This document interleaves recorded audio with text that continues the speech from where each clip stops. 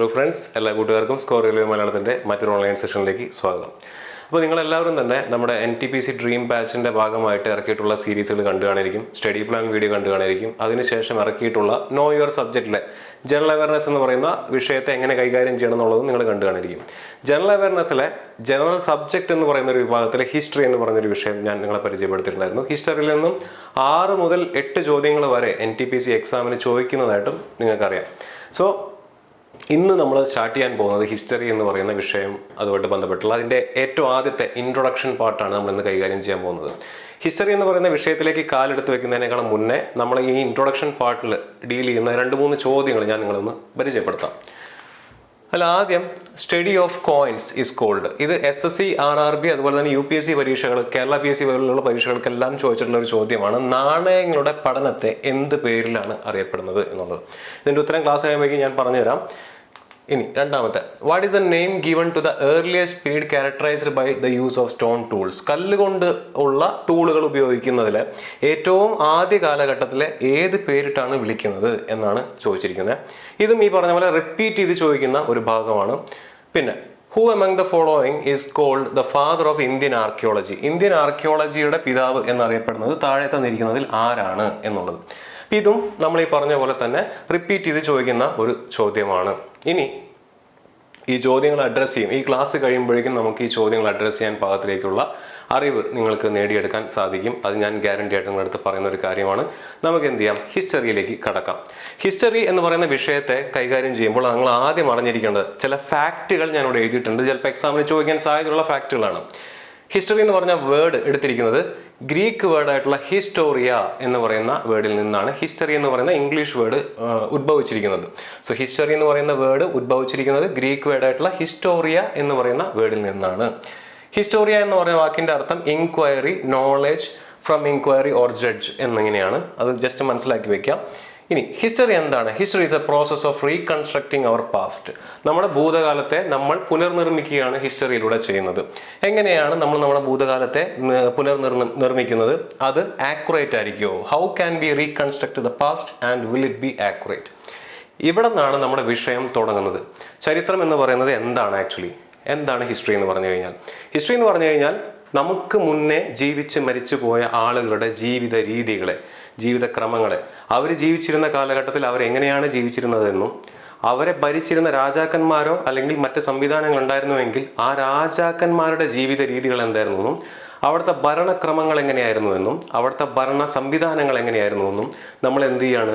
Reconstruct ചെയ്തെടുക്കുകയാണ്, പുനർനിർമ്മിച്ചെടുക്കുകയാണ്. അങ്ങനെ വെറുതെ പുനർനിർമ്മിച്ചെടുക്കാൻ പറ്റുമോ? ഇല്ല. അതിന് നമ്മുടെ കയ്യിൽ എന്ത് വേണം? എവിഡൻസുകൾ വേണം. ചില എവിഡൻസുകളുടെ അടിസ്ഥാനത്തിൽ നമ്മൾ എന്ത് ചെയ്യാണ്? നമുക്ക് മുന്നേ ജീവിച്ചു പോയിട്ടുള്ള ആളുകളുടെ ജീവിത രീതി ഇങ്ങനെയായിരിക്കും. 100 കൊല്ലം അല്ലെങ്കിൽ 200 കൊല്ലം അല്ലെങ്കിൽ 500, 1000, 10,000 വർഷം മുന്നേ ജീവിച്ചിരുന്ന മനുഷ്യൻ ഇങ്ങനെയായിരിക്കും ജീവിച്ചിരിക്കുക എന്ന് നമ്മൾ എന്ത് ചെയ്യുന്നു? അനുമാനിക്കുന്നു, നമ്മൾ വിചാരിച്ചെടുക്കുന്നു വിത്ത് സം എവിഡൻസ്. അതിനെയാണ് ഹിസ്റ്ററി എന്ന് പറയുന്നത്. ഹിസ്റ്ററി പഠിപ്പിക്കുന്ന ആളാണെന്നുണ്ടെങ്കിൽ കൂടി എനിക്കൊരു കാര്യം നിങ്ങളുടെ അടുത്ത് പറഞ്ഞേ പറ്റൂ. ഹിസ്റ്ററി എന്ന് പറയുന്ന വിഷയം ഒരു കാലത്തും സാധാരണക്കാരുടെ ജീവിതത്തോട് അല്ലെങ്കിൽ സാധാരണ മനുഷ്യനോട് നീതി പുലർത്താത്തൊരു വിഷയമാണ്. എന്തുകൊണ്ടാണ് ഇത് പറയാൻ കാരണം? ഇന്ന് ഈ വീഡിയോ കാണുന്ന നിങ്ങളെ തന്നെ എടുത്തു നോക്കുക. ഇന്ന് ഈ വീഡിയോ കാണുന്ന നിങ്ങൾ, വീഡിയോ എടുക്കുന്ന ഞാൻ, ഒരു 100-200 വർഷം കഴിഞ്ഞാൽ എന്നെയും നിങ്ങളെയും അല്ലെങ്കിൽ നമ്മളിൽ എത്ര പേരെ ലോകം ഓർക്കും? നമ്മളിൽ എത്ര പേരുടെ ജീവിത രീതിയെ ലോകം ഓർത്തെടുക്കും? ഇല്ല. വളരെ കുറച്ചാളുകളുടെ ജീവിതം മാത്രമേ, അല്ലെങ്കിൽ വളരെ കുറച്ചാളുകളെ പറ്റി മാത്രമേ ചരിത്രത്തിൽ രേഖപ്പെടുത്തി വെക്കുകയുള്ളൂ. മനുഷ്യരാശിയുടെ ചരിത്രം എടുത്തു കഴിഞ്ഞാലും അങ്ങനെ തന്നെയാണ്. നമ്മൾ പഠിക്കുന്നത് എന്താണ്? രാജാക്കന്മാരുടെ പേരുകൾ, ആ രാജാവിൻ്റെ കൊട്ടാരത്തിലുണ്ടായിരുന്ന കവികളുടെ പേരുകൾ, പടത്തലവന്മാരുടെ പേരുകൾ, രാജാവുമായിട്ട് ബന്ധപ്പെട്ട് നിന്നിരുന്ന ആളുകളുടെ ജീവിതം. അതല്ലാതെ ആ കാലഘട്ടത്തിൽ നമ്മളെ പോലെ ജനിച്ച് ജീവിച്ച് മരിച്ചുപോയ ആളുകളുടെ ജീവിത രീതിയെപ്പറ്റി ചരിത്രത്തിൽ എവിടെയെങ്കിലും അടയാളപ്പെടുത്തിയതായിട്ട് നിങ്ങൾ കണ്ടിട്ടുണ്ടോ? വളരെ കുറവ് മാത്രമാണ്. അതുകൊണ്ടാണ് ഞാൻ പറയുന്നത് ചരിത്രം എന്ന് പറയുന്നത് സാധാരണ മനുഷ്യരോട് നീതി പുലർത്താത്ത ഒരു വിഷയമാണെന്നുള്ളത്. 100-150 വർഷം കഴിഞ്ഞാൽ ഇന്ന് ഇന്ത്യ ഭരിക്കുന്ന ഭരണാധികാരിയെ പറ്റിയിട്ട് ലോകം ഓർക്കും. 2024 ഇന്ത്യയുടെ പ്രധാനമന്ത്രി ആരായിരുന്നു ചോദിച്ചു കഴിഞ്ഞാൽ അത് ചരിത്ര രേഖയാണ്. 2024 കേരളം ഭരിച്ച മുഖ്യമന്ത്രി ആരാണെന്ന് ചോദിച്ചാൽ അതും ചരിത്ര രേഖയാണ്. പക്ഷെ 2024 ഒക്ടോബറിൽ നമ്മൾ എന്ത് ചെയ്യുകയായിരുന്നു എന്ന് ചോദിച്ചു കഴിഞ്ഞാൽ അതൊരു ചരിത്ര രേഖയാണെന്ന് യാതൊരു നിർബന്ധവുമില്ല. സോ ഇതാണ് ചരിത്രം എന്ന് പറഞ്ഞു കഴിഞ്ഞാൽ നമുക്ക് മുന്നേ ജീവിച്ച് മരിച്ചു പോയിട്ടുള്ള ആളുകളുടെ ജീവിത രീതിയെ, ജീവിതക്രമങ്ങളെ, അവരെ നയിച്ചിരുന്ന ഭരണ സംവിധാനങ്ങളെ, ഭരണക്രമങ്ങളെ നമ്മൾ എന്ത് ചെയ്യുന്നു? വീണ്ടെടുക്കാൻ നോക്കുകയാണ് with the help of some evidence. ചില സഹായങ്ങൾ കൂടിയാൽ മാത്രമേ നമുക്ക് എന്ത് ചെയ്യാൻ പറ്റുള്ളൂ, ഇവരിങ്ങനെയാണ് ജീവിച്ചിരുന്നത് എന്ന് നമുക്ക് മനസ്സിലാക്കിയെടുക്കാൻ സാധിക്കുകയുള്ളൂ. എന്തൊക്കെയാണ് ആ സഹായങ്ങൾ, എന്തൊക്കെയാണ് ആ സഹായങ്ങളിലൂടെ എങ്ങനെയാണ് നമ്മൾ ചരിത്രത്തെ വീണ്ടെടുക്കാൻ നോക്കുന്നത്. ഇത് മനസ്സിലാക്കി കഴിഞ്ഞാൽ ചരിത്രം നിങ്ങൾക്ക് ഈസി ആയിട്ട് പഠിക്കാം. ഏതൊരു രാജവംശത്തെ പറ്റി നിങ്ങളടുത്ത് ചോദിച്ചു കഴിഞ്ഞാലും നിങ്ങൾ എന്ത് ചെയ്യണം, ഈ സഹായിക്കാനായിട്ട് അല്ലെങ്കിൽ ഈ ചരിത്രം വീണ്ടെടുക്കാനായിട്ട് നിങ്ങൾക്ക് എന്തൊക്കെ ഹെൽപ്പാണോ ലഭിക്കുന്നത് അല്ലെങ്കിൽ എന്തൊക്കെയാണ് നിങ്ങൾ നോക്കേണ്ടത്, ആ ടൂൾസ് നിങ്ങളുടെ കയ്യിലുണ്ട് എന്ന് ഉറപ്പുവരുത്തി കഴിഞ്ഞാൽ നിങ്ങൾക്ക് ഈസി ആയിട്ട് ആ കാലഘട്ടത്തെ പറ്റി പഠിച്ചെടുക്കാൻ പറ്റും. കൂടുതൽ ക്ലാസ് മുന്നോട്ട് പോകുമ്പോൾ നിങ്ങൾക്ക് വൃത്തിയായിട്ട് മനസ്സിലാവും. ശ്രദ്ധിച്ചിരിക്കാം.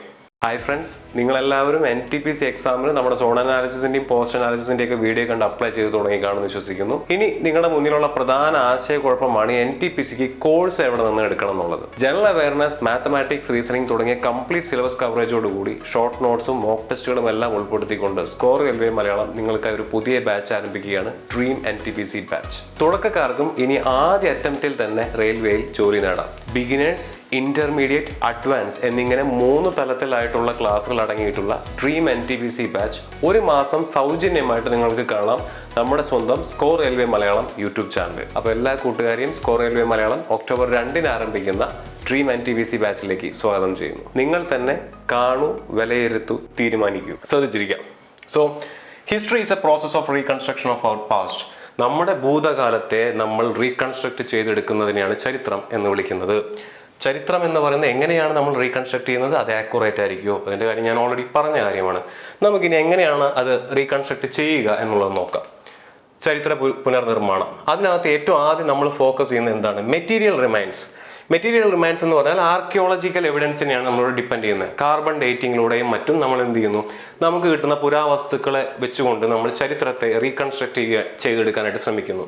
മെറ്റീരിയൽ റിമൈൻസിൽ പ്രധാനമായിട്ട് നമ്മൾ കാണുന്നത് സ്കെൽട്ടൺസ്, ആളുകളുടെ അസ്ഥികൂടങ്ങൾ, ആളുകളെ അടക്കിയിരിക്കുന്ന രീതി, അവരുടെ അസ്ഥികൂടങ്ങളിൽ നിന്നും കാർബൺ ഡേറ്റിംഗ് വഴി നമുക്ക് എന്ത് ചെയ്യാൻ പറ്റും, അവരുടെ പ്രായം അളക്കാൻ പറ്റും.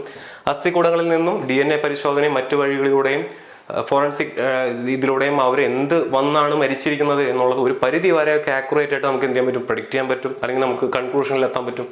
മാത്രമല്ല അസ്ഥിയിൽ കാണുന്ന എല്ലിൽ കാണുന്ന പൊട്ടലോ ചതവോ വെച്ചുകൊണ്ട് അവർ യുദ്ധത്തിൽ മരിച്ചവരാണോ, അവരാരെങ്കിലും തലക്കടിച്ച് കൊന്നതാണോ തുടങ്ങിയ കാര്യങ്ങളെല്ലാം നമുക്ക് എന്ത് ചെയ്യാൻ പറ്റും, ഐഡന്റിഫൈ ചെയ്യാൻ പറ്റും. സോ സ്കെൽട്ടൺസ് വളരെ ഇമ്പോർട്ടൻ്റ് ആണ് മെറ്റീരിയൽ റിമൈൻസിനകത്ത്. അത് മാത്രമാണോ, അല്ല. ആർക്കിടെക്ചർ ഓർ സ്ട്രക്ചറൽ റിമൈൻസ്, ഇത് കേരളത്തിൽ കാണുന്ന ഒരു കുടക്കല്ല് എന്ന് പറയുന്ന ഒരു സംവിധാനമാണ്. കുടക്കല്ല് എന്ന് പറയുന്ന ഒരു ബറിയൽ സൈറ്റ് ആണ്. ഇതുപോലെയുള്ള ബറിയൽ സൈറ്റ്സും കാണും, ഇതുപോലുള്ള ബറിയൽ സൈറ്റ്സും കാണും.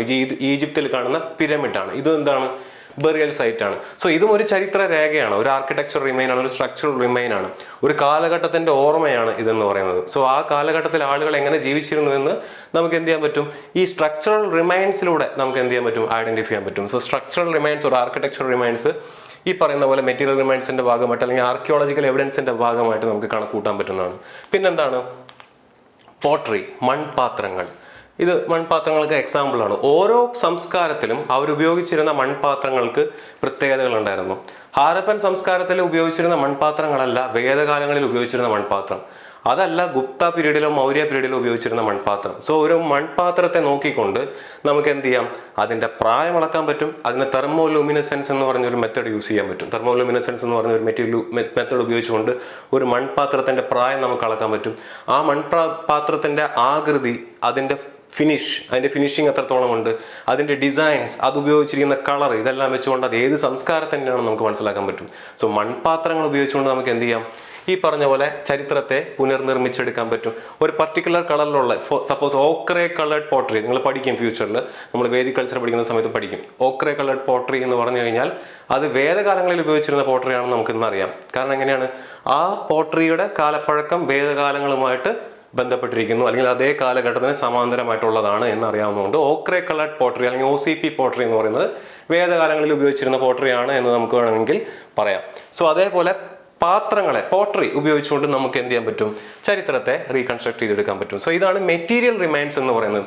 ഇതിനെ നമ്മൾ ഏറ്റവും കൂടുതൽ ഹെൽപ്പ് ചെയ്തിട്ടുള്ളത് ആരാണ്, ആർക്കിയോളജിക്കൽ സർവേ ഓഫ് ഇന്ത്യ ആണ്. അത് ഫൗണ്ട് ചെയ്തത് ആരാണ്, ബ്രിട്ടീഷുകാരാണ്.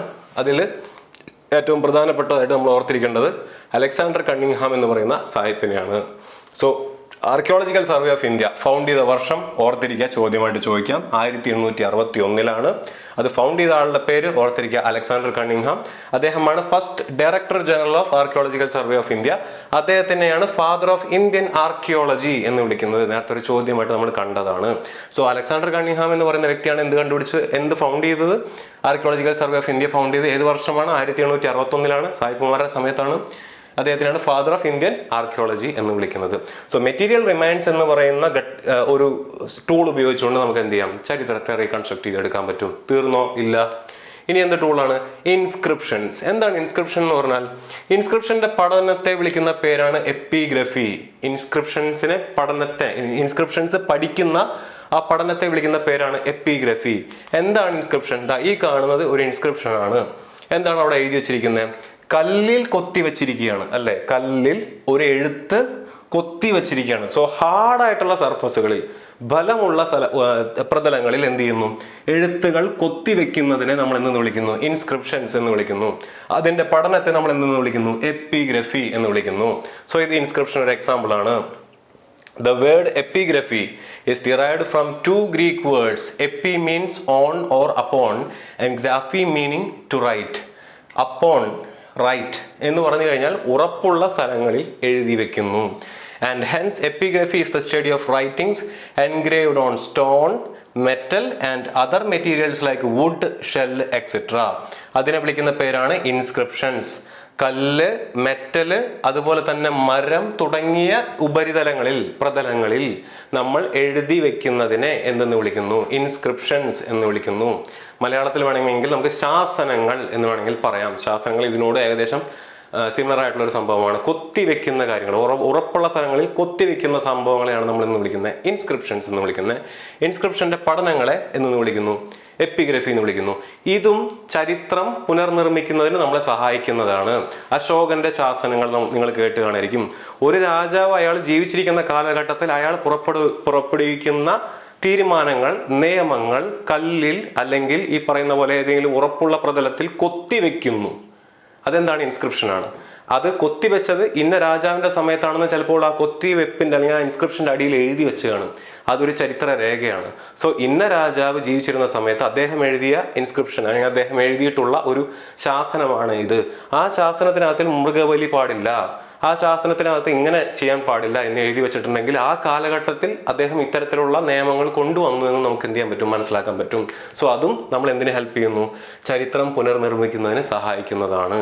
അപ്പോൾ രണ്ട് ടൂൾസായി, ആർക്കിയോളജിക്കൽ അല്ലെങ്കിൽ മെറ്റീരിയൽ റിമൈൻസ് നമുക്ക് യൂസ് ചെയ്യാം, ഇൻസ്ക്രിപ്ഷൻസ് നമുക്ക് യൂസ് ചെയ്യാം. പിന്നെന്താണുള്ളത്? മാനുസ്ക്രിപ്റ്റ്സ്. അപ്പോൾ എന്താണ് മാനുസ്ക്രിപ്റ്റ്സ് എന്ന് പറഞ്ഞാൽ? Manuscript is a hand written composition on paper, bark, cloth, metal, palm leaf or any other material dating back at least 75 years that has significant scientific, historical or aesthetic value. ചുരുക്കി പറഞ്ഞാൽ മറ്റേത് ഉറപ്പുള്ള പ്രതലങ്ങളിൽ കൊത്തിവെക്കുന്നതാണെന്നുണ്ടെങ്കിൽ manuscript അങ്ങനെയല്ല. താളിയോലകളിൽ കൊത്തിവെക്കുന്ന കാര്യങ്ങളെയാണ്, താളിയോല പോലെയുള്ള കാര്യങ്ങളിൽ എഴുതി വെക്കുന്നതിനെയാണ് നമ്മൾ എന്ന് വിളിക്കുന്നത് മാനുസ്ക്രിപ്റ്റ്സ് എന്ന് പറയുന്നത്. പുരാണങ്ങൾ, വേദങ്ങൾ ഇതെല്ലാം മാനുസ്ക്രിപ്റ്റ്സിന്റെ അകത്ത് വിടുന്നതാണ്. ലിറ്റററി സോഴ്സസ് ആണ്, താളിയോലകളിൽ എഴുതി വെക്കുന്ന കാര്യങ്ങളാണ്. അതിന്റെ പഠനത്തെ വിളിക്കുന്ന പേരാണ് കോഡിക്കോളജി ഓർ മാനുസ്ക്രിപ്റ്റോളജി. കോഡിക്കോളജി ഓർ മാനുസ്ക്രിപ്റ്റോളജി ചോദിക്കാൻ സാധ്യതയുണ്ട്, അതുകൊണ്ടാണ് പറഞ്ഞത്. സോ മാനുസ്ക്രിപ്റ്റ്സിലൂടെയും നമുക്ക് എന്ത് ചെയ്യാം? ചരിത്രത്തെ പുനർനിർമ്മിക്കാം. പിന്നെന്താണുള്ളത്? കോയിൻസ്, നാണയങ്ങൾ. നാണയങ്ങളുടെ പഠനം നേരത്തെ ഒരു ചോദ്യമായിട്ട് നമ്മൾ കണ്ടതാണ്. നാണയങ്ങളുടെ പഠനത്തിന് എന്താ വിളിക്കുന്നത്? ന്യൂമിസ്മാറ്റിക്സ്. നാണയങ്ങളുടെ പഠനത്തെ ന്യൂമിസ്മാറ്റിക്സ്. ഇത് ഇന്ത്യയിൽ കാണുന്ന വിവിധ കാലഘട്ടങ്ങളിലെ നാണയങ്ങളാണ്. എങ്ങനെയാണ് നാണയങ്ങളുടെ പഠനം അല്ലെങ്കിൽ ഒരു നാണയത്തുട്ട് നമ്മുടെ കയ്യിൽ കിട്ടിക്കഴിഞ്ഞാൽ അത് വെച്ചുകൊണ്ട് എങ്ങനെയാണ് നമുക്ക് ചരിത്രത്തെ വീണ്ടെടുക്കാൻ പറ്റുന്നത് അല്ലെങ്കിൽ റീകൺസ്ട്രക്ട് ചെയ്യാൻ പറ്റുന്നത്? ശ്രദ്ധിച്ചു കേൾക്കുക. നിങ്ങളുടെ കയ്യിൽ ഒരു നാണയം കിട്ടി. ആ നാണയത്തിന്റെ ഭംഗി, അതിന്റെ ഫിനിഷിങ് എത്രത്തോളം ഉണ്ടെന്നുള്ളത് നോക്കാം. നല്ല രീതിയിൽ ഭംഗിയുള്ള പോളിഷ് ചെയ്തിട്ടുള്ള ഒരു നാണയമാണ് നിങ്ങളുടെ കയ്യിൽ ഇരിക്കുന്നതെന്നുണ്ടെങ്കിൽ നിങ്ങൾക്ക് ഒരു കാര്യം തീരുമാനിക്കാം. ഈ നാണയം അടിച്ചിറക്കിയിട്ടുള്ള രാജവംശം അത് ആരും ആയിക്കോട്ടെ, അത് അവരുടെ പ്രതാപ കാലഘട്ടത്തിൽ അടിച്ചിറക്കിയിട്ടുള്ളതാണ്. കാരണം അത് ഒരു നല്ല വില കൂടിയ ആഭരണം അല്ലെങ്കിൽ ഗോൾഡോ സിൽവറോ കൊണ്ടോ ഉണ്ടാക്കിയിട്ടുള്ള ഒരു നാണയമാണ്. അതിന് കാണാൻ നല്ല ഭംഗിയുണ്ട്, നല്ല ആകൃതിയുണ്ട്. സോ ഏത് സാമ്രാജ്യം അടിച്ചിറക്കിയതാണെങ്കിലും അത് അവരുടെ പ്രൈം ടൈമിൽ അടിച്ചിറക്കിയിട്ടുള്ള നാണയമാണെന്ന് നിങ്ങൾക്ക് മനസ്സിലാക്കാൻ പറ്റും. ഇനി നിങ്ങളുടെ കൈവശം ഇരിക്കുന്നത് പൊട്ടിപ്പൊളിഞ്ഞ വക്ക് പൊട്ടിയ നാണയമാണെന്ന് വിചാരിക്കുക. അത് ഈ പറഞ്ഞ പോലെ ചെമ്പ് കൊണ്ട് ഉണ്ടാക്കിയതാണെന്ന് വിചാരിക്കുക. സ്വർണ്ണമോ വെള്ളിയോ അല്ല ആണെന്ന് വിചാരിക്കുക. അങ്ങനെയാണെന്നുണ്ടെങ്കിൽ നിങ്ങൾക്ക് എന്ത് പറയാം? ഇത് കാശില്ലാത്ത കാലഘട്ടത്തിൽ ഏതോ ഒരു രാജാവ് അടിച്ചിറക്കിയ നാണയമാണ് എന്ന് നിങ്ങൾക്ക് മനസ്സിലാക്കാൻ പറ്റും. അതൊരു കാര്യം. സോ ഒരു രാജവംശത്തിൻ്റെ അതിൻ്റെ സാമ്പത്തിക ശേഷി എത്രത്തോളം ഉണ്ടെന്ന് നാണയങ്ങളിൽ നിന്നും നമുക്ക് മനസ്സിലാക്കാം. രണ്ടാമത്തെ കാര്യം എന്താണ്? നാണയങ്ങളിൽ നിന്നും ആ പർട്ടിക്കുലർ രാജവംശം ആരൊക്കെയായിട്ട് വാണിജ്യം നടത്തിയിട്ടുണ്ട്, കച്ചവടം നടത്തിയിട്ടുണ്ട് എന്നുള്ളതും നമുക്ക് മനസ്സിലാക്കാം. അതെങ്ങനെയാണ്?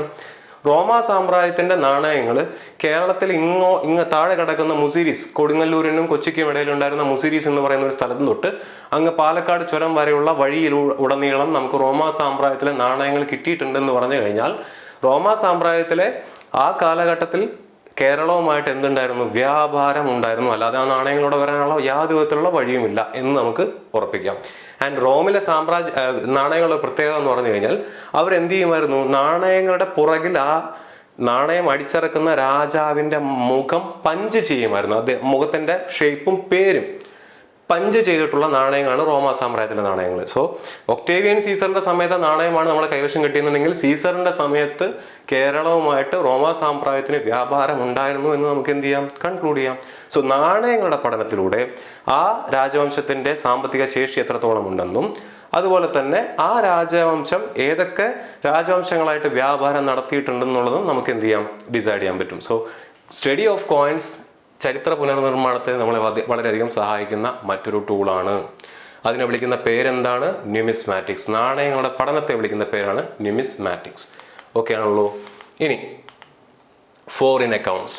ഫോറിൻ അക്കൗണ്ട്സിൽ ഞാൻ 1-2 എക്സാമ്പിൾസ് നിങ്ങളുടെ അടുത്ത് പറഞ്ഞു. എന്താണ് ഫോറിൻ അക്കൗണ്ട്സ് എന്നുള്ളത് ആദ്യം നിങ്ങൾ ശ്രദ്ധിച്ചു കേൾക്കുക. നമ്മൾ ഇന്ന് ജീവിക്കുന്നത് ജനാധിപത്യ രാജ്യത്താണ്. ജനാധിപത്യമല്ലാതിരുന്ന കാലഘട്ടത്തിൽ രാജാവും രാജാവിൻ്റെ തീരുമാനങ്ങളും മാത്രം ഈ പറയുന്ന പോലെ നിലനിന്നിരുന്ന ഒരു കാലഘട്ടത്തിൽ രാജാവിനെതിരെ എത്രത്തോളം നമുക്ക് എഴുതാൻ പറ്റും, എത്രത്തോളം നമുക്ക് സംസാരിക്കാൻ പറ്റും. അതുകൊണ്ട് തന്നെ ഒരു പർട്ടിക്കുലർ രാജവംശത്തെ പറ്റി എഴുതിയിട്ടുള്ള രേഖകൾ എത്രത്തോളം നീതിയുക്തമാണ് എന്നുള്ളത് നമുക്ക് പറയാൻ പറ്റുമോ? ഇല്ല. കാരണം എന്താ? ആ രാജാവിനെതിരെ സംസാരിക്കാൻ ആ കാലഘട്ടത്തിൽ ജീവിച്ചിരുന്ന ചരിത്രകാരന്മാർക്ക് പേടിയായിരിക്കാം. സോ അതിനകത്ത് എന്ത് സംഭവിക്കാം? ഒരു ബയസ്നെസ് ഉണ്ടായിരിക്കാം. അവിടെ നമ്മളെ ഹെൽപ്പ് ചെയ്യുന്നതാണ് എന്ത്? Foreign accounts. ഫോറിൻ അക്കൗണ്ട്സ് എന്ന് പറഞ്ഞാൽ എന്താണ്? ഒരു പർട്ടിക്കുലർ രാജവംശത്തിന്റെ സമയത്ത് മറ്റ് നാടുകളിൽ നിന്നും വന്ന് ഇന്ത്യ വിസിറ്റ് ചെയ്ത് പോയിട്ടുള്ള ആളുകളാണെന്നുണ്ടെങ്കിൽ അവർക്ക് ഒരു പരിധി വരെയൊക്കെ ഈ രാജാവിൻ്റെ തോന്നിവാസങ്ങളെ ചൂണ്ടിക്കാണിക്കാനുള്ള ധൈര്യം കാണും. കാരണം എന്താണ്? അവരിവിടെ താമസിക്കാൻ വരുന്നവരല്ല, വന്ന് പോയവരാണ്. ഇവിടെ വന്ന് പോയതിന് ശേഷം ഇന്ത്യയെ പറ്റി എഴുതിയിട്ടുള്ളതാണെന്നുണ്ടെങ്കിൽ അവർക്ക് തീർച്ചയായിട്ടും മുഖം നോക്കാതെ രാജാവ് ഇത്തരത്തിലുള്ള ഒരു ആളായിരുന്നു എന്ന് എഴുതാൻ സാധിക്കും. സോ ഫോറിൻ അക്കൗണ്ട്സ് കമ്പാരിറ്റീവ്ലി ചരിത്രത്തെ പറ്റി നമുക്ക് ന്യൂട്രൽ ആയിട്ടുള്ള ഒരു കാഴ്ചപ്പാട് തരുന്ന രേഖകളാണ്. അതിന് 1-2 ഉദാഹരണങ്ങൾ ഞാൻ പറയാം. മെഗസ്തനീസ് എന്ന് പറയുന്നത് മൗര്യ സാമ്രാജ്യത്തിന്റെ സ്ഥാപകനായിട്ടുള്ള ചന്ദ്രഗുപ്തന്റെ സമയത്ത് വന്നു പോയിട്ടുള്ള ഒരു ഗ്രീക്ക് അംബാസഡറാണ് മെഗസ്തനീസ്. അദ്ദേഹത്തിന്റെ പുസ്തകമാണ് ഇന്ത്യക്ക എന്ന് പറയുന്നത്. അത് ഈ പറയുന്ന പോലെ അദ്ദേഹം ഒരു ഫോറിൻ ട്രാവലറാണ്. അതിനകത്ത് ചന്ദ്രഗുപ്ത മൗര്യന്റെ കൊട്ടാരത്തിലെ കാര്യങ്ങളും ചന്ദ്രഗുപ്ത മൗര്യന്റെ സാമ്രാജ്യം എത്രത്തോളം വലുതായിരുന്നു എന്നുള്ളതൊക്കെ ഡീറ്റെയിൽ ആയിട്ട് അവിടെ പറയുന്നുണ്ട്. മെഗസ്തനീസ് എഴുതിയ പുസ്തകത്തിനകത്ത് പറയുന്നുണ്ട്. നമ്മൾ പഠിക്കും. ഇനി ഇത് ഫാഹിയാൻ എന്ന് വിളിക്കുന്ന ഒരു ചൈനീസ് ട്രാവലറാണ്. ഇദ്ദേഹം ഒരു ചന്ദ്രഗുപ്തന്റെ സമയത്താണ് ഇന്ത്യ വിസിറ്റ് ചെയ്തത്. പക്ഷെ അത് ഏത് ചന്ദ്രഗുപ്തനായിരുന്നു? ചന്ദ്രഗുപ്ത വിക്രമാദിത്യ. ഗുപ്ത സാമ്രാജ്യത്തിലെ ചന്ദ്രഗുപ്ത വിക്രമാദിത്യ. രണ്ടുപേരെയും പറ്റി നമ്മൾ ഡീറ്റെയിൽ ആയിട്ട് പഠിക്കും. ഇദ്ദേഹവും ഈ പറഞ്ഞ പോലെ എന്ത് ചെയ്തിട്ടുണ്ട്? ചന്ദ്രഗുപ്ത വിക്രമാദിത്യനെ പറ്റിയിട്ടുള്ള അദ്ദേഹത്തിന്റെ കൊട്ടാരത്തിനകത്തുള്ള കാര്യങ്ങളെ പറ്റിയിട്ടൊക്കെ എഴുതിയിട്ടുണ്ട്. സോ ഫോറിൻ അക്കൗണ്ട്സിലൂടെയും നമുക്ക് എന്ത് ചെയ്യാൻ പറ്റും? ചരിത്രത്തെ വീണ്ടെടുക്കാൻ പറ്റും എന്നുള്ള കാര്യം ഓർത്തിരിക്കാം. മനസ്സിലായോ? അപ്പം ഇത്തരത്തിലുള്ള കാര്യങ്ങളിലൂടെ നമ്മൾ എന്ത് ചെയ്യാണ്? ചരിത്രത്തെ വീണ്ടെടുക്കാനാണ് ശ്രമിക്കുന്നത്. It is something reconstructed. നമ്മൾ വീണ്ടെടുക്കുന്നതാണ്, പുനർനിർമ്മിക്കുന്നതാണ്. അത് ആക്യുറേറ്റ് ആണെന്ന് നിർബന്ധമുണ്ടോ? ഞാൻ ഈ പറഞ്ഞിട്ടുള്ള രേഖകളാണ്. ഈ രേഖകൾ ഉപയോഗിച്ചുകൊണ്ടാണ് നമ്മൾ ചരിത്രത്തെ എന്ത് ചെയ്യുന്നത്? വീണ്ടെടുക്കുന്നത്. ഈ രേഖകളിൽ എത്രത്തോളം കലർപ്പ് വരാൻ സാധ്യതയുണ്ടോ അത്രത്തോളം കലർപ്പ് ചരിത്രത്തിലും വരാനുള്ള സാധ്യതയുണ്ട് എന്നുള്ള കാര്യം നിങ്ങൾ മനസ്സിലാക്കി വെക്കുക. സോ ഈ രീതിയിലാണ് നമ്മൾ എന്ത് ചെയ്യുന്നത്? ചരിത്രത്തെ വീണ്ടെടുക്കുന്നത്. അപ്പോൾ ഒരു രാജവംശത്തെ പറ്റി പഠിക്കുമ്പോൾ നിങ്ങൾക്ക് ഈ രീതിയിൽ പഠിക്കാം. ഗുപ്ത സാമ്രാജ്യത്തെ പറ്റി പഠിക്കുന്ന സമയത്ത് ഗുപ്ത സാമ്രാജ്യത്തിലെ ആർക്കിടെക്ചർ റിമെയിൻസ് എന്തെങ്കിലും ഉണ്ടോ എന്നുള്ളത് നോക്കാം. ഗുപ്ത സാമ്രാജ്യത്തെ പറ്റിയിട്ട് എഴുതിയിട്ടുള്ള മാനുസ്ക്രിപ്റ്റ്സ് എന്തെങ്കിലും ഉണ്ടോ എന്നുള്ളത് നോക്കാം. ആ സമയത്ത് എഴുതിയിട്ടുള്ള എഴുത്തോലകളിൽ എഴുതപ്പെട്ടിട്ടുള്ള എന്തെങ്കിലും കൃതികൾ ഉണ്ടോ എന്നുള്ളത് നിങ്ങൾക്ക് പരിശോധിക്കാവുന്നതാണ്. ഗുപ്ത സാമ്രാജ്യത്തിനെ പറ്റിയിട്ട് എഴുതിയിട്ടുള്ള എന്തെങ്കിലും ഇൻസ്ക്രിപ്ഷൻസ്, ശാസനങ്ങൾ എഴുതിയിട്ടുണ്ടോ എന്നുള്ളത് നിങ്ങൾക്ക് പരിശോധിക്കാവുന്നതാണ്. ഗുപ്ത സാമ്രാജ്യത്തിലെ നാണയങ്ങൾ, ഏതൊക്കെ നാണയങ്ങളാണ് ഉണ്ടാക്കിയിട്ടുള്ളത്, സ്വർണം കൊണ്ടാണോ വെള്ളി കൊണ്ടാണോ നിങ്ങൾക്ക് പരിശോധിക്കാം. അതിനെന്തെങ്കിലും പേരുണ്ടോ അതും പഠിക്കാം. 5 ഗുപ്ത സാമ്രാജ്യത്തിൻ്റെ സമയത്ത് ഏതെങ്കിലും ഫോറിൻ ട്രാവലർ അവിടെ വന്നു പോയിട്ടുണ്ടോ എന്നുള്ളതും നിങ്ങൾക്ക് എന്ത് ചെയ്യാം, പഠിക്കാൻ പറ്റും. സോ ഇത്രയും കാര്യങ്ങൾ ചേർത്ത് വെച്ച് ഇണക്കി നോക്കിക്കഴിഞ്ഞാൽ നിങ്ങൾക്ക് ആ സാമ്രാജ്യത്തെ പറ്റിയിട്ടുള്ള ഒരു പിക്ചർ കിട്ടും. ഈ ഒരു പഠന രീതി തന്നെയാണ് നിങ്ങൾക്ക് എന്ത് ചെയ്യേണ്ടത്, എക്സാമിനേഷൻ പോയിന്റ് ഓഫ് വ്യൂ നിങ്ങൾ അറിഞ്ഞിരിക്കേണ്ടത്. ചോദ്യങ്ങൾ വരുന്നതും ഈ രീതിയിൽ തന്നെയാണ്. ഇന്ന ഒരു അമ്പലം പണിതത് ഏത് രാജവംശം, അപ്പോൾ ആർക്കിടെക്ചർ റിമെയിൻസിന്റെ കീഴിൽ വരും. ഇന്ന ഒരു കോയിൻ തന്നിട്ട് പറയും ഈ കോയിൻ തങ്ക എന്ന് പറഞ്ഞിട്ടുള്ള സിൽവർ നാണയം ഉണ്ടാക്കിയിട്ടുള്ളത് ഏത് രാജാവ് എന്ന് വേണമെങ്കിൽ ചോദിക്കാം. അപ്പോൾ നാണയങ്ങളുടെ പഠനം അവിടെ വന്നു. ഫാഹിയാൻ എന്ന് പറഞ്ഞിട്ടുള്ള ചൈനീസ് ട്രാവലർ ഏത് രാജവംശത്തിന്റെ സമയത്ത് വന്നു പോയതാണ്. ഹ്യുവാൻ സാങ് എന്ന് പറയുന്ന ചൈനീസ് ട്രാവലർ ഏത് രാജവംശത്തിന്റെ സമയത്ത് വന്നു പോയതാണ് ചോദിക്കാം. ഐഹോൾ ഇൻസ്ക്രിപ്ഷൻ ഏത് രാജവംശത്തെ പറ്റിയിട്ട് എഴുതിയിട്ടുള്ളതാണ് ചോദിക്കാം. സോ ഇതൊക്കെ തന്നെയാണ് ഹിസ്റ്ററിയിൽ ചോദ്യങ്ങളായിട്ട് വരുന്നത്. അപ്പോൾ നമ്മൾ എന്ത് ചെയ്യണം, നമ്മൾ ചരിത്രം പഠിക്കുമ്പോഴും ഇത്തരത്തിലുള്ള ഡയമെൻഷൻസിലൂടെയാണ് ചരിത്രത്തെ നോക്കിക്കാണാൻ ശ്രമിക്കുന്നത്. ഇങ്ങനെയാണ് നമ്മൾ എന്ത് ചെയ്യുന്നത്, ചരിത്രത്തെ വീണ്ടെടുക്കാൻ ശ്രമിക്കുന്നത്. ഇനി നമുക്ക് ഇന്നത്തെ ടോപ്പിക്കിലേക്ക് കടക്കാം. പ്രീ ഹിസ്റ്ററി എന്ന് പറയുന്ന ഒരു ഭാഗമാണ് നമ്മൾ ഇന്ന് പഠിക്കാൻ പോകുന്നത്. നമ്മൾ ചരിത്രത്തെ പ്രധാനമായിട്ടും നമ്മുടെ ഭൂതകാലത്തെ നമ്മൾ 3 ഡിവൈഡ് ചെയ്യും. പ്രീ ഹിസ്റ്റോറിക് പീരീഡ് എന്ന് പറയുന്ന ഒരു കാലഘട്ടം, പ്രോട്ടോ ഹിസ്റ്റോറിക് പീരീഡ് എന്ന് പറയുന്ന ഒരു കാലഘട്ടം, ഹിസ്റ്റോറിക് പീരീഡ് എന്ന് പറയുന്ന ഒരു കാലഘട്ടം. ഇതിൽ പ്രീ ഹിസ്റ്റോറിക് പീരീഡ് ആണ് നമ്മൾ പ്രധാനമായിട്ടും കവർ ചെയ്യാനായിട്ട് ഉദ്ദേശിക്കുന്നത്. പ്രീ ഹിസ്റ്റോറിക് പീരീഡിനകത്ത് നിന്ന് വളരെ കുറച്ച് ചോദ്യങ്ങൾ മാത്രമാണ് RRBക്ക് വന്നിട്ടുള്ളത്. അതുകൊണ്ട് തന്നെ നമുക്ക് പെട്ടെന്ന് കവർ ചെയ്ത് പോകാൻ പറ്റുന്ന ഒരു ഏരിയ ആണത്. എന്താണത് പ്രീ ഹിസ്റ്റോറിക് പീരീഡ് എന്ന് പറഞ്ഞാൽ? ശിലായുഗം അഥവാ സ്റ്റോൺ ഏജ് എന്ന് പറയുന്ന ഭാഗം. പ്രോട്ടോ ഹിസ്റ്റോറിക് പീരീഡിന് എക്സാമ്പിൾ ആയിട്ടാണ് ഇൻഡസ് വാലി സിവിലൈസേഷൻ വരുന്നത്. ഹിസ്റ്റോറിക് പീരീഡ് എന്ന് പറയുന്നത് വേദിക് പീരീഡ് തൊട്ട് താഴത്തോട്ടുള്ള ഒരു കാലഘട്ടത്തിനെയാണ് നമ്മൾ ഹിസ്റ്റോറിക് പീരീഡ് എന്ന് വിളിക്കുന്നത്. ഈ 3 പീരീഡുകളെ എങ്ങനെയാണ് നമ്മൾ ഡിവൈഡ് ചെയ്തിരിക്കുന്നതെന്ന് നോക്കാം, ശ്രദ്ധിച്ചേക്കുക. പ്രീ ഹിസ്റ്റോറിക് പീരീഡ് മനുഷ്യരാശിയുടെ ഒരു മൈഗ്രേഷൻ, കുടിയേറ്റം ഒന്ന് ആലോചിച്ച് നോക്കുക. 60 ലക്ഷം 60 മില്യൺ ഇയേഴ്സ് എഗോ ആഫ്രിക്കൻ സാവന്നകളിൽ ഇരുകാലുകളിൽ നടന്നിരുന്ന ഹോമോസാപ്പിയൻസ് അല്ലെങ്കിൽ ഹോമിനിൻസ് എന്ന് വിളിപ്പേരുള്ള വിഭാഗത്തിൽപ്പെട്ട ഒരു പ്രൈമേറ്റ് ആയിരുന്നു മനുഷ്യൻ. പിന്നെ അവൻ എന്ത് ചെയ്യുന്നു, പല പല ഭൂഖണ്ഡങ്ങളിലേക്ക് മൈഗ്രേറ്റ് ചെയ്യുന്നു. ഏകദേശം 2 മില്യൺ ഇയേഴ്സ് എഗോ 20 ലക്ഷം വർഷം മുന്നേ അവൻ എങ്ങോട്ടും വരുന്നുണ്ട്, ഇന്ത്യയിലേക്കും വരുന്നുണ്ട്. പിന്നീട് അവൻ എന്ത് ചെയ്യുന്നു, ഇന്ത്യയിൽ സെറ്റിൽ ചെയ്യുന്നു. സെറ്റിൽ ചെയ്യാൻ പറഞ്ഞാൽ ഇന്ത്യയിൽ തന്നെ പല രീതിയിൽ ജീവിക്കുന്നുണ്ട്. അവൻ കല്ലുകൾ ഉപയോഗിച്ചുകൊണ്ട് ഹണ്ടർ ഗാദറായിട്ട് നടന്നിരുന്ന ഒരു സമയം ഉണ്ടായിരുന്നു. അവൻ കൃഷി ചെയ്തിരുന്ന ഒരു സമയം ഉണ്ടായിരുന്നു. സെറ്റിൽ ലൈഫ്, ഗുഹകളിൽ നിന്നും ഹട്ടുകളിലേക്ക്, കുടിലുകളിലേക്ക് പാർത്തിരുന്ന ഒരു സമയം ഉണ്ടായിരുന്നു. അതിനുശേഷമാണ് വലിയ വലിയ നഗരങ്ങളും രാജവംശങ്ങളുമായിട്ട് എന്ത് ചെയ്യുന്നത്, മനുഷ്യരാശി മുന്നോട്ട് പോകുന്നത്. സോ ഇതാണ് മനുഷ്യരാശിയുടെ ഒരു ചരിത്രം എന്ന് പറയുന്നത്.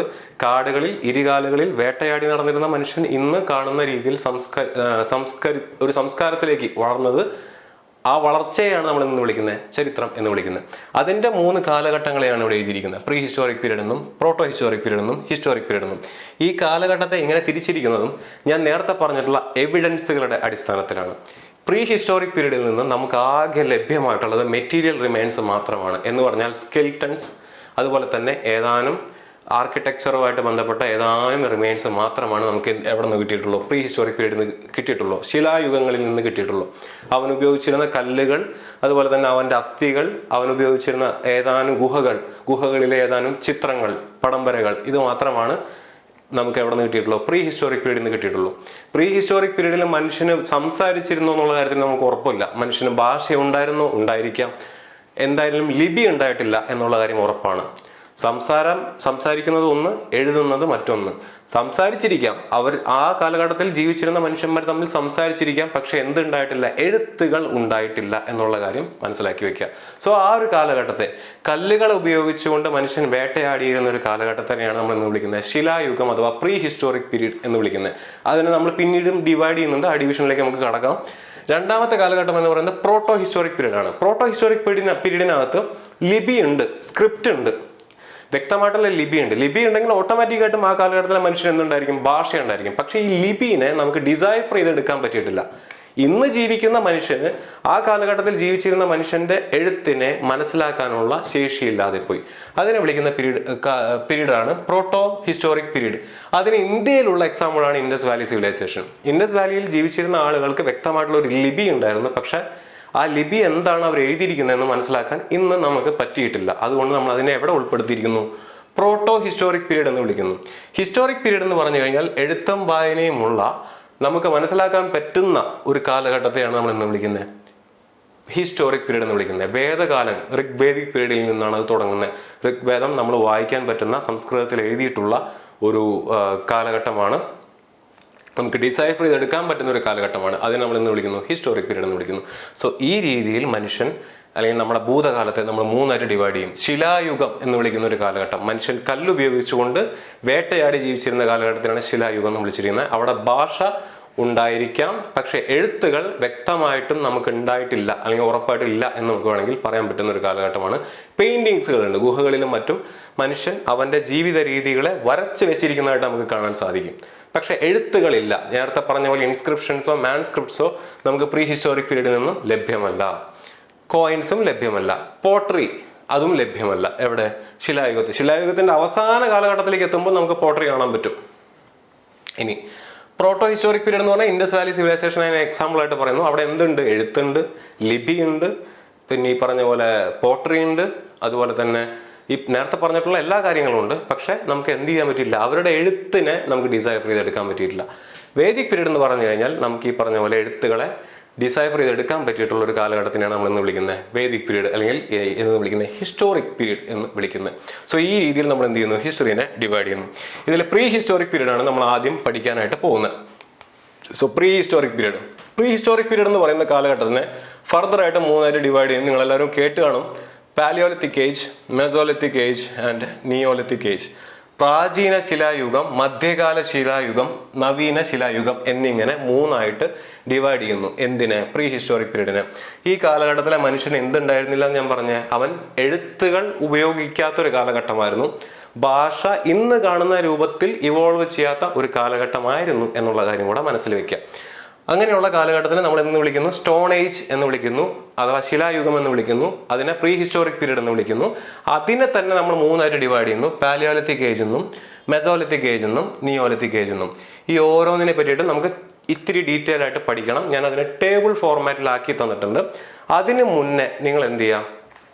ഇതെന്താണ്, ഇതിനെപ്പറ്റി ഈ ഓരോ കാലഘട്ടം എന്നുള്ളത് ഞാൻ റഫായിട്ട് നിങ്ങൾക്ക് ഒരു ഐഡിയ തരാം. നിങ്ങൾ എന്ത് ചെയ്യുക? ശ്രദ്ധിച്ച് കേൾക്കുക. അതൊരു കഥ രൂപത്തിൽ ഞാൻ പറഞ്ഞു തരാം. അതിനെ ഇമാജിൻ ചെയ്യാനായിട്ട് ശ്രമിക്കുക. അതിനുശേഷം എന്ത് ചെയ്യുക? ഞാൻ നേരത്തെ പറഞ്ഞിട്ടുള്ള ടേബിൾ നിങ്ങൾ നോക്കി കാണുക. ഹായ് ഫ്രണ്ട്സ്, നിങ്ങളെല്ലാവരും NTPC എക്സാമിന് നമ്മുടെ സോൺ അനാലിസിസിന്റെയും പോസ്റ്റ് അനാലിസിസിന്റെയും ഒക്കെ വീഡിയോ കണ്ട് അപ്ലൈ ചെയ്ത് തുടങ്ങി കാണുമെന്ന് വിശ്വസിക്കുന്നു. ഇനി നിങ്ങളുടെ മുന്നിലുള്ള പ്രധാന ആശയക്കുഴപ്പമാണ് NTPCക്ക് കോഴ്സ് എവിടെ നിന്ന് എടുക്കണം എന്നുള്ളത്. ജനറൽ അവയർനെസ്, മാത്തമാറ്റിക്സ്, റീസണിംഗ് തുടങ്ങിയ കംപ്ലീറ്റ് സിലബസ് കവറേജോടുകൂടി ഷോർട്ട് നോട്ട്സും മോക്ക് ടെസ്റ്റുകളും എല്ലാം ഉൾപ്പെടുത്തിക്കൊണ്ട് സ്കോർ റെയിൽവേ മലയാളം നിങ്ങൾക്കായി ഒരു പുതിയ ബാച്ച് ആരംഭിക്കുകയാണ്, ഡ്രീം NTPC ബാച്ച്. തുടക്കക്കാർക്കും ഇനി ആദ്യ അറ്റംപ്റ്റിൽ തന്നെ റെയിൽവേയിൽ ജോലി നേടാം. ബിഗിനേഴ്സ്, ഇന്റർമീഡിയറ്റ്, അഡ്വാൻസ് എന്നിങ്ങനെ 3 തലത്തിലായിട്ടുള്ള ക്ലാസ്സുകൾ അടങ്ങിയിട്ടുള്ള ഡ്രീം NTPC ബാച്ച് ഒരു മാസം സൗജന്യമായിട്ട് നിങ്ങൾക്ക് കാണാം നമ്മുടെ സ്വന്തം score railway Malayalam YouTube channel. അപ്പോൾ എല്ലാ കൂട്ടുകാരെയും സ്കോർ റെയിൽവേ മലയാളം ഒക്ടോബർ 2-ന് ആരംഭിക്കുന്ന ഡ്രീം NTPC ബാച്ചിലേക്ക് സ്വാഗതം ചെയ്യുന്നു. നിങ്ങൾ തന്നെ കാണൂ, വിലയിരുത്തൂ, തീരുമാനിക്കൂ. അപ്പോൾ ഞാൻ നേരത്തെ പറഞ്ഞ പോലെ ആഫ്രിക്കൻ സാവന്നകളിൽ, ആഫ്രിക്കൻ പുൽമേടുകളിൽ 2 കാലുകളിൽ നടന്ന് വേട്ടയാടിയിരുന്ന മനുഷ്യൻ, അല്ലെങ്കിൽ ഹോമിനിൻസ് എന്ന് പറയുന്ന കാറ്റഗറിയിൽ ഉണ്ടായിരുന്ന പ്രൈമേറ്റുകൾ, അവർ മനുഷ്യൻ മാത്രമല്ല, ഹോമോസാപ്പിയൻസ് മാത്രമല്ല ഒരുമിച്ച് ജീവിച്ചിരുന്നത്. ഹോമോസാപ്പിയൻസിൻ്റെ കൂടെ നിയാൻഡർതാൽസ് എന്ന് വിളിക്കുന്ന ഒരു കൂട്ടരുണ്ടായിരുന്നു, നമ്മുടെ കസിൻസ് ആണ് ആക്ച്വലി. അതുപോലെ തന്നെ ഡെനിസോവൻസ് എന്ന് പറയുന്ന ഒരു കൂട്ടരുണ്ടായിരുന്നു. ഇതൊന്നും ജസ്റ്റ് അറിഞ്ഞിരുന്നാൽ മതി. ഇവർ എന്ത് ചെയ്യുന്നു? പല ഭൂഖണ്ഡങ്ങളിലേക്കായിട്ട് കുടിയേറുന്നു. അതിൽ ഇന്ത്യയിലേക്കും വന്നു ഒരു കൂട്ടം ആളുകൾ. ഈ ഒരു കാലഘട്ടം എന്ന് പറയുന്നതാണ് പ്രീ ഹിസ്റ്റോറിക് പീരീഡ് നമ്മൾ വിളിക്കുന്നത്. ഇവിടെയാണ് നമ്മുടെ പാലിയോലിത്തിക് പീരീഡ് ആരംഭിക്കുന്നത്. മനുഷ്യൻ കല്ലുകൾ ഉപയോഗിച്ച് വേട്ടയാടിയിരുന്ന ഒരു സമയം. അവൻ ബ്ലണ്ടായിട്ടുള്ള, റഫായിട്ടുള്ള, കാണാൻ പ്രത്യേകിച്ച് ആകൃതിയോ അല്ലെങ്കിൽ പ്രത്യേകിച്ച് ഷേപ്പുകളൊന്നും ഇല്ലാതിരുന്ന വളരെ റഫായിട്ടുള്ള കല്ലുകൾ ഉപയോഗിച്ചുകൊണ്ട് അവൻ എന്ത് ചെയ്യുന്നു? അവന് ഹണ്ട് ചെയ്യാൻ പറ്റുന്ന മൃഗങ്ങളെ അവൻ എന്ത് ചെയ്യുന്നു? തലക്കടിച്ച് കൊല്ലുകയോ എറിഞ്ഞ് വീഴ്ത്തുകയോ ചെയ്തതിന് ശേഷം അതിനെ തിന്ന് ജീവിച്ചിരുന്നു, അല്ലെങ്കിൽ പഴങ്ങൾ തിന്ന് ജീവിച്ചിരുന്ന ഒരു കാലഘട്ടം. ആ ഒരു കാലഘട്ടമാണ് മനുഷ്യരാശിയുടെ 99% ചരിത്രം എന്ന് പറയുന്നത്. ഒന്ന് ആലോചിച്ച് നോക്കാം. മനുഷ്യരാശിയുടെ 99% ചരിത്രം എന്ന് പറയുന്നതും ഈ പറയുന്ന പാലിയോലിത്തിക് ഏജ് ആണ്. അതാണ് ഏറ്റവും ഏർലിയസ്റ്റ് പീരീഡ് എന്ന് പറയുന്നത്.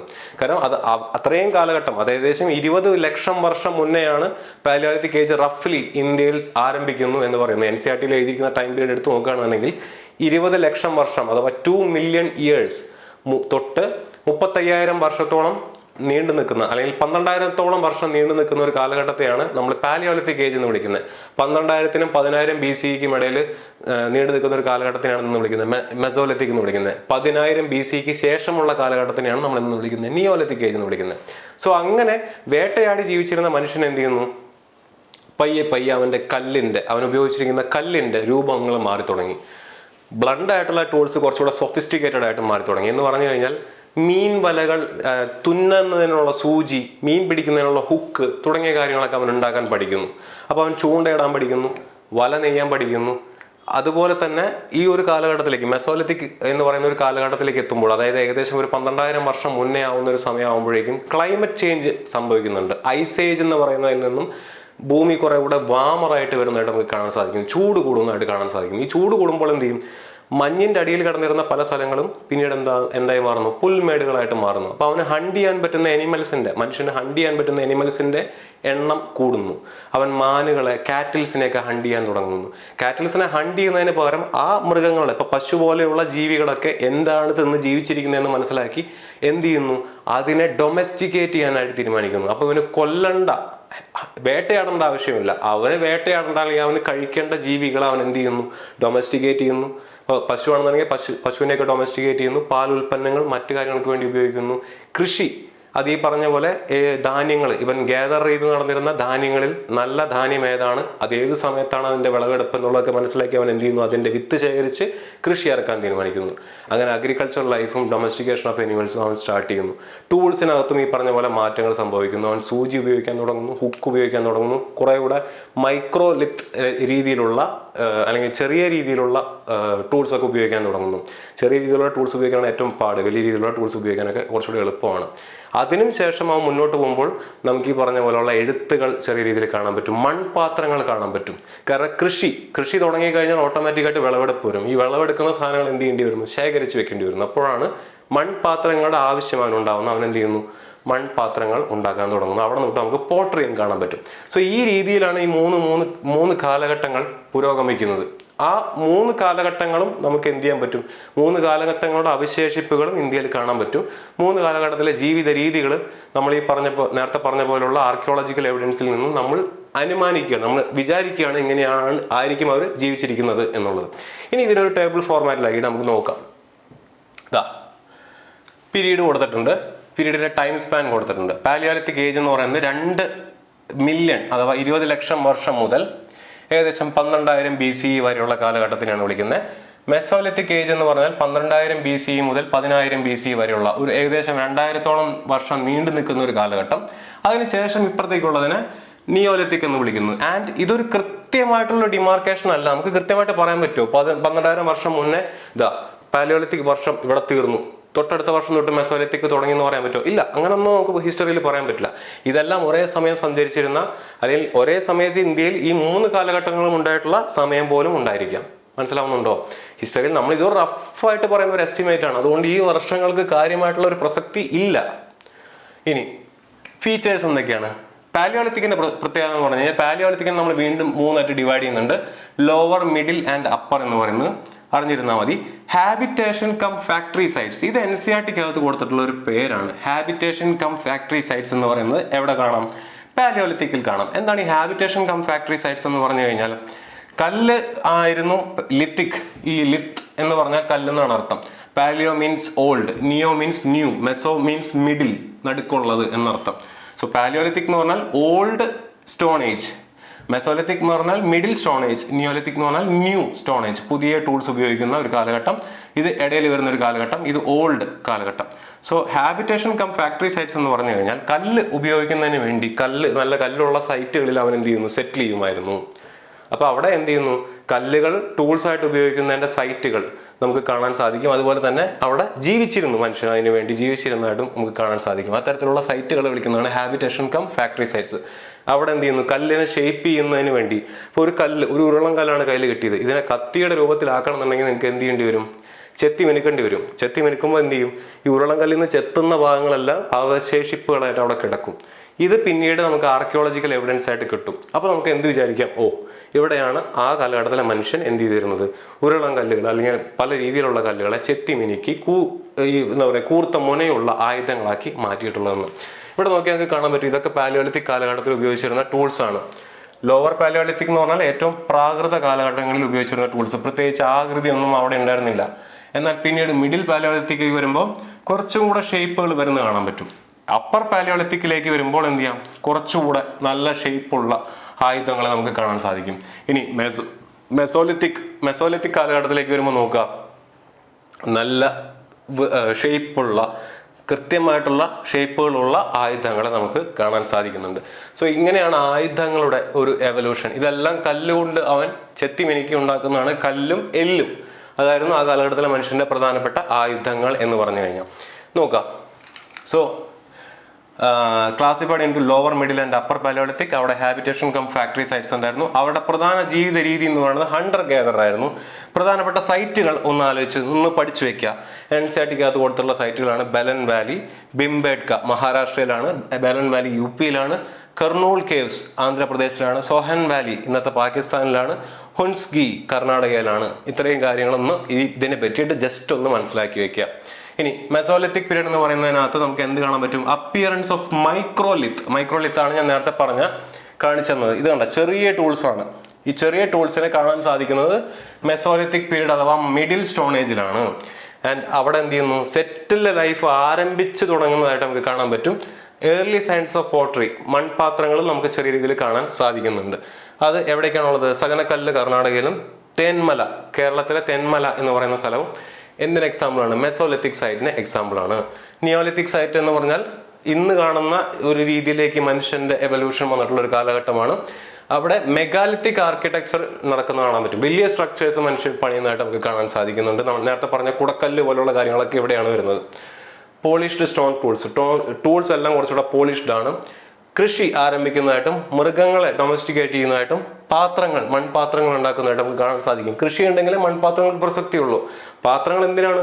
ഒന്നല്ലെങ്കിൽ കൃഷി ചെയ്ത ഉൽപ്പന്നങ്ങളെ കുക്ക് ചെയ്ത് കഴിക്കുക, അല്ലെങ്കിൽ കൃഷി ചെയ്ത ധാന്യങ്ങളെ ശേഖരിച്ച് വെക്കുക.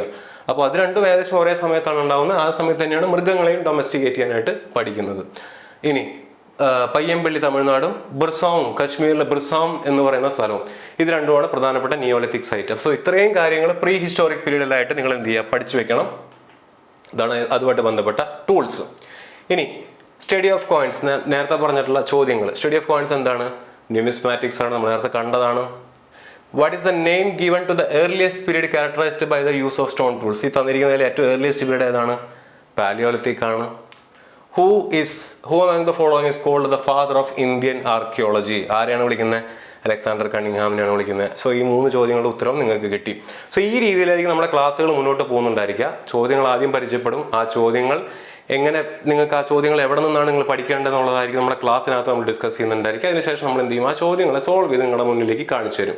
സോ ഇന്ന് എടുത്തിരിക്കുന്ന ക്ലാസ്സിൽ ഇമ്പോർട്ടൻ്റ് ആയിട്ടുള്ള എല്ലാ ഭാഗങ്ങളും നിങ്ങൾക്ക് മനസ്സിലായി കാണുമെന്ന് വിചാരിക്കുന്നു.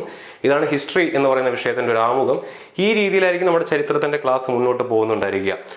ഒരു പർട്ടിക്കുലർ ടൈം പീരീഡിനെ എങ്ങനെ നോക്കി കാണണമെന്നുള്ളത് വ്യത്യസ്ത ഒരു ഡയമെൻഷൻസിലൂടെ നിങ്ങൾ എങ്ങനെയാണ് ചരിത്രത്തെ കാണേണ്ടതെന്നുള്ളതായിരിക്കും നമ്മുടെ ക്ലാസ്സിൻ്റെ ഹൈലൈറ്റ് എന്ന് പറയുന്നത്.